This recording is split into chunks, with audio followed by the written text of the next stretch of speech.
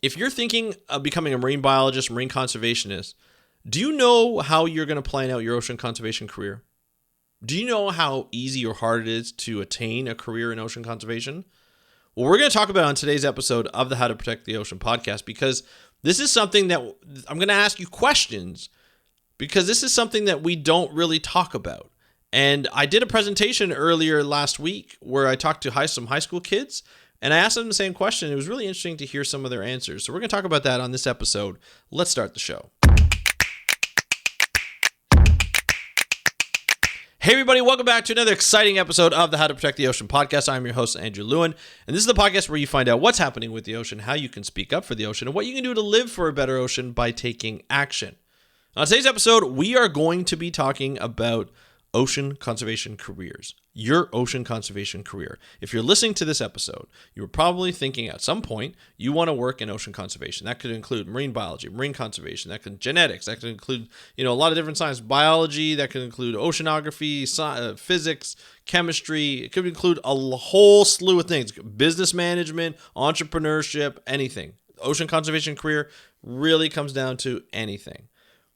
But there are certain things that you have to ask yourself when you are considering. This is a lot for high school students, a lot for university students or recent graduates, whether you have a graduate degree or undergraduate degree, or even just people who are trying to pivot mid-career. As someone who's pivoted a number of times during my career, you want to make sure that you understand how you can benefit the field of ocean conservation and how you can say, hey, I'm going to have an ocean conservation career because I bring this skill set or this experience that can benefit what's needed. And I'm going to say it's not always science. We don't necessarily need more marine biologists.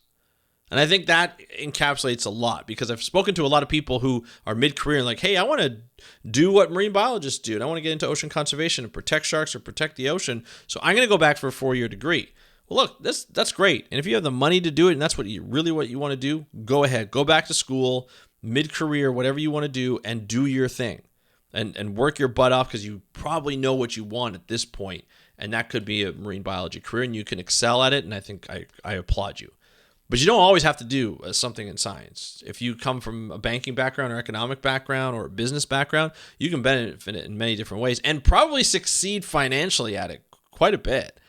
I think we look at the scale of where ocean conservation pay is, and that's a lot of people say. It's like when I grew up and I'm like, yeah, I want to be a marine biologist. Like, well, can you make money as a marine biologist? And the short answer is yes, you can, but it depends on the job that you're working, right? Like a lot of the people, when we talk about marine biology, we think about working on the ocean or in the ocean, scuba diving, snorkeling, putting down bruvs, putting down cameras, ROV work. Those are the fun things you see on National Geographic and Shark Week and all that kind of stuff. And that happens. Like we see tagging studies, we see ROV studies, we see drone studies, we see all these cool, fancy tech studies. And then we just get down to go do scuba diving or snorkeling and trailing behind a boat. It's pretty cool stuff.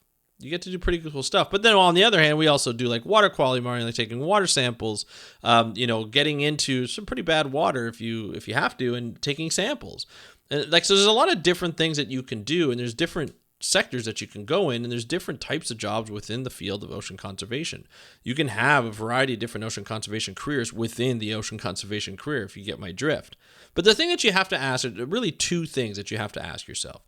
You have to ask yourself, how much do I want to get paid to support? Then the second thing is to support the lifestyle that I lead.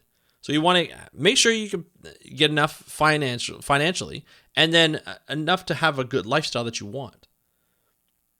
Those two come hand in hand. And it's not always asked when kids or adults are saying, hey, I want to go into marine biology or ocean conservation. I was like, great.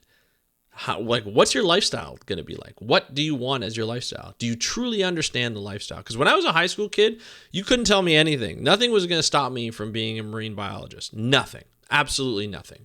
Even when people are like, yeah, well, the pay's not that bad. Because I always thought, well, I'm just going to figure it out. I'm just going to figure out and get some pay. And I'll be honest, I had some decent pay. When I worked for the government, I had some decent pay. When I worked for a private consultant, I had some decent pay. When you work for a nonprofit, you may not be getting like a huge pay. depending on the level you're working at. If you're looking more on the administrative side as a manager or even like an executive director, you can get paid a lot of money. You can get paid a good amount of money to have a pretty comfortable life and not have to worry about bills. But if you're working in the field all the time as a technician, like a field technician, having a lot of fun out in the ocean all the time or on a river or on a lake or whatever, you really have to like it. You may not get paid as much. You may get paid a decent wage depending on what entity you're working for, but you're not going to be getting paid a ton. And it's surprising for a lot of people, and depending on where you are, it's surprising that you get paid so low in certain places. But it all depends on how much money that company or how much funding that organization or department is going to get. And you're really, you either benefit or you don't benefit off of that. And some people will go from job to job, not necessarily because they can't find a full-time position, but maybe the funding doesn't allow for it. So especially in the nonprofit organization, everything is based on funding. So if the organization runs out of funding or there's an end date to that funding, you'll often see, job ads that are saying, hey, yeah, this is a 2-year position, or this is a 1-year position, or this is a 6-month position, or this is a 3-year position. But eventually it'll have, a lot of them will have an end date because that's the end of the funding that they're going to get. Now, it doesn't mean you can't parlay that into a job. You just may not be able to get it right away, and get more experience and move on to the next nonprofit organization until hopefully you find a full-time job. But even then, some of the pays are not the greatest, especially when it comes to science, which I find surprising because that's what a lot of them are based on. A lot of these organizations are based on. But communications, marketing, operations, executive director, all those kind of jobs typically pay pretty well. I applied to one job. They had the posting. It was it was a communication job. It was over $100,000. That's Canadian. It was like $115,000. There's another communication job that was like $130,000 to $150,000. Those are like communication director positions or senior communications director positions. Those are pretty big. But program officers and things like that, those tend to be lower on the totem pole when you're talking about nonprofit organization. Or if you're talking about government, it's a little higher depending on the government and if they're actually hiring these days. But they tend to have like specific positions. I know the Canadian government is unionized, so they actually just post, exactly what everybody's making, depending on how many years they've worked in that position, as well as what position they're working, like what level they're at, like biologist 1, biologist 2, physical scientist 1, 3, 6, or 5. I think it goes up to 5, 4 or 5, so that you can tell how much. The higher the number, the more they get paid, the more responsibility they have, so the more administrative they have.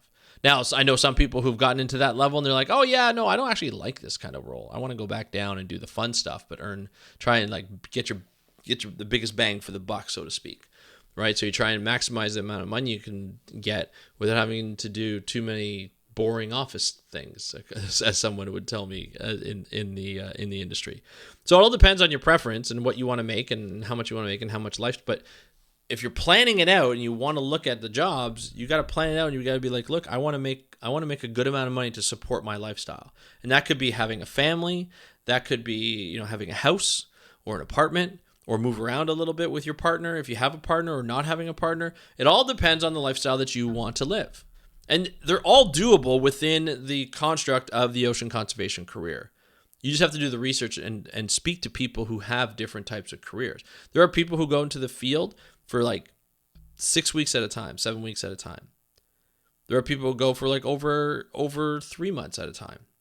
They're away from who have their loved ones, whether it's a family, whether, it's like an extended family or friends or whatever, or it's like a close-knit family, their family, their kids, their partner. It all depends, right? It all depends on the job that you have. Some people have like a 9 to 5 and they go to work and they come home every day. They get to participate in all their kids' activities and all that kind of stuff. And they love it. And that's great too. Whatever the lifestyle is and whatever the money is, you have to know what that is. That will allow you to dictate kind of life. But what you can't predict, and this happens to a lot of people, is the decisions that come in life that will make you pivot, whether you like it or not. Some of them can be positive, some of them can be negative, right? It all depends on the human psyche. It all depends on the person, and the situations are all unique. But there are certain times and certain situations where you have to make a decision. And sometimes it's a personal decision, sometimes it's a business decision or a career decision, but it will affect you. And it really just depends. You have no idea what will happen. And some of it, there'll be hard decisions to make at the time, and then you'll figure out whether you agreed with that decision or not after that. And I'll tell you mine, and this is what I told at this grade 9 girls' school that I was at, or this girls' school that I was at, where I presented in front of grade 9 kids, and we discussed my career.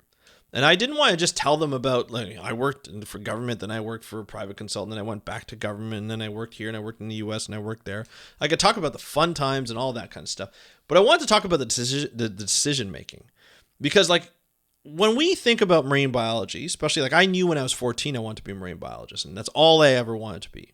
So as I grew up, and then I met podcasting, but I'm still a marine biologist podcasting. But as I kind of grew up through my high school, that's all I was thinking. I was like, I'm going to go to university. I'm going to get an undergraduate degree. Then I'm going to go to grad school. I'm going to get a master's. Then I'm going to get a PhD. And then I'm going to work either as a professor or some research. And I'm going to travel around the world and do research on every animal that I want to do.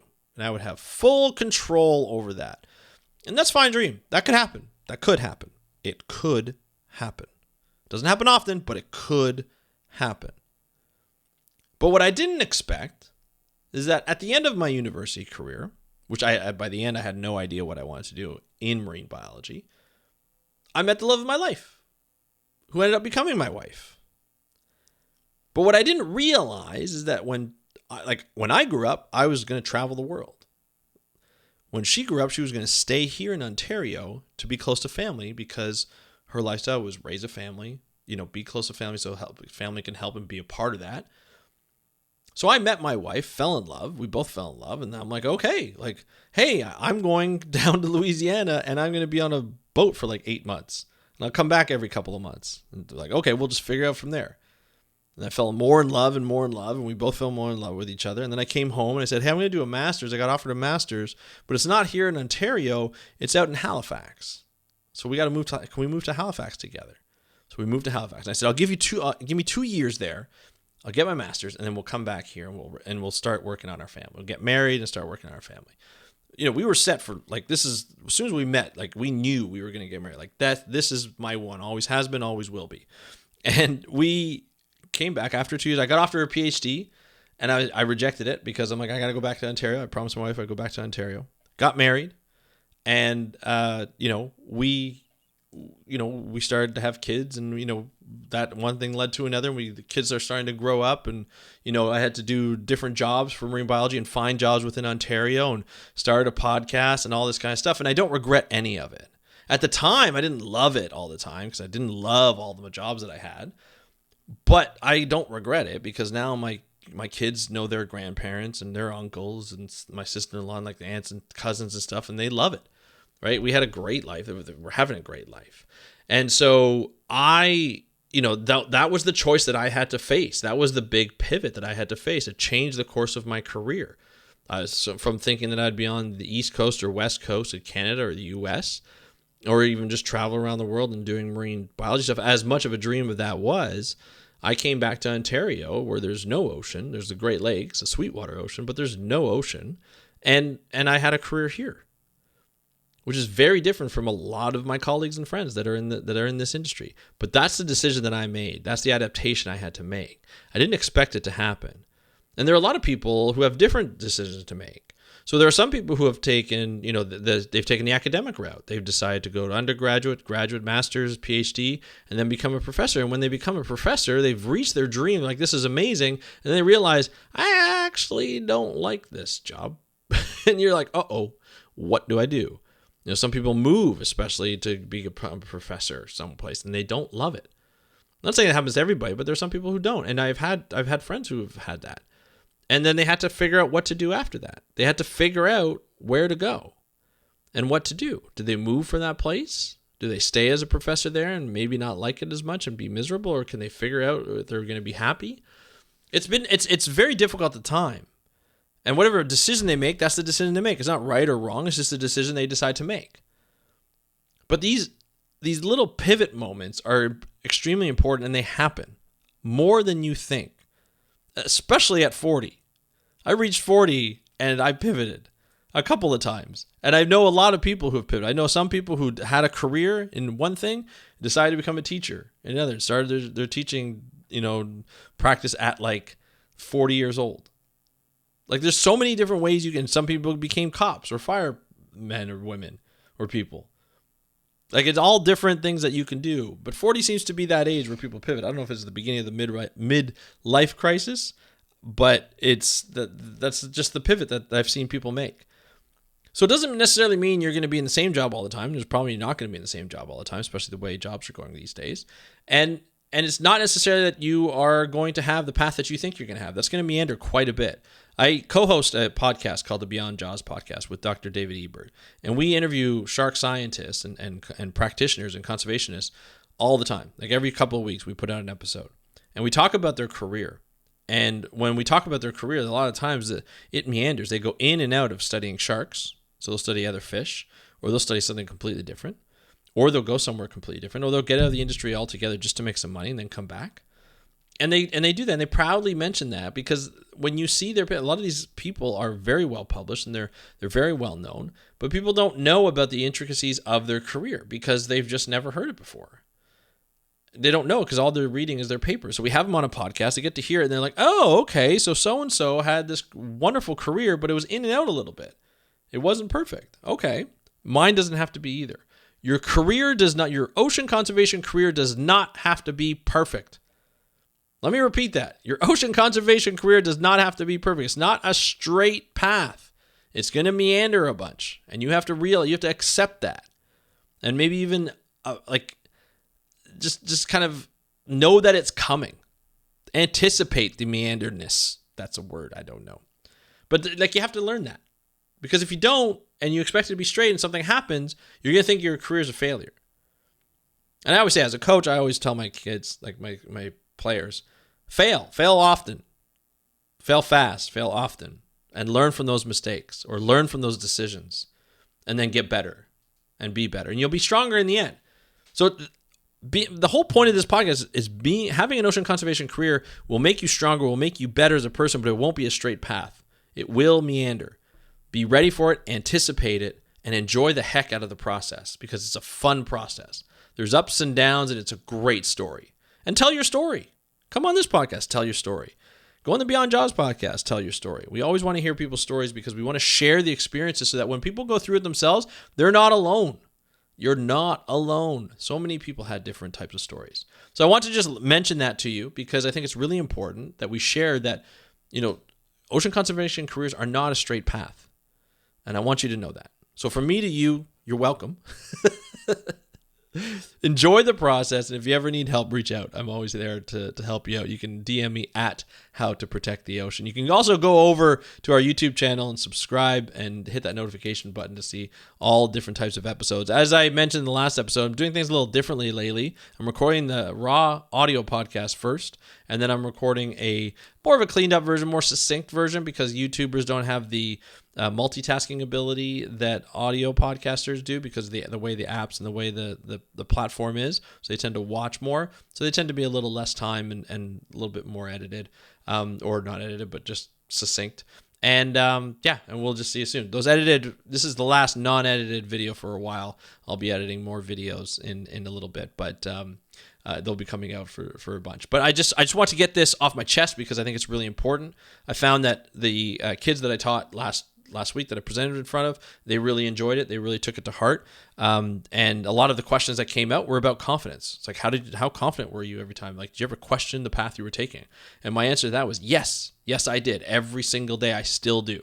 And I'm still questioning it because you never know if you're taking the right path, but there is no right path. Your path is the right path. So, own that. Okay. So anyway, that's it for today's episode. If you want to get a hold of me, you can do so at How to Protect the Ocean on Instagram. Just DM me at How to Protect the Ocean. And of course, if you want to learn more about what I do, go to speakupforblue.com. That's speakupforblue.com. Thank you so much for joining me on today's episode of the How to Protect the Ocean podcast. I'm your host, Andrew Lewin, from the True North Strong and Free. Have a great day. We'll talk to you next time, and happy conservation.